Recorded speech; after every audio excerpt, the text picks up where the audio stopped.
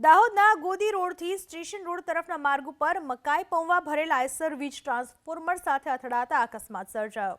વીજ ટ્રાન્સફોર્મર સાથે આઈસર અથડાતા એમજીવીસીએલના કર્મચારીઓ ઘટના સ્થળે દોડી આવ્યા હતા અને થોડા સમય માટે વીજ પુરવઠો બંધ કરી વીજ ટ્રાન્સફોર્મર સાથે અથડાયેલ આઈસરને ભારે જહેમત બાદ દૂર કરાઈ હતી। ગોદી રોડ ઉપર અંડરબ્રિજ બંધ હોવાથી તમામ વાહનોને ગોદી રોડ તરફ ડાયવર્ઝન અપાય છે।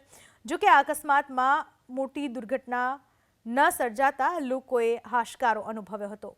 દાહોદના ગોદી રોડથી સ્ટેશન રોડ તરફના માર્ગ ઉપર મકાઈ પૌવા ભરેલ આઈસર વીજ ટ્રાન્સફોર્મર સાથે અથડાતા અકસ્માત સર્જાયો।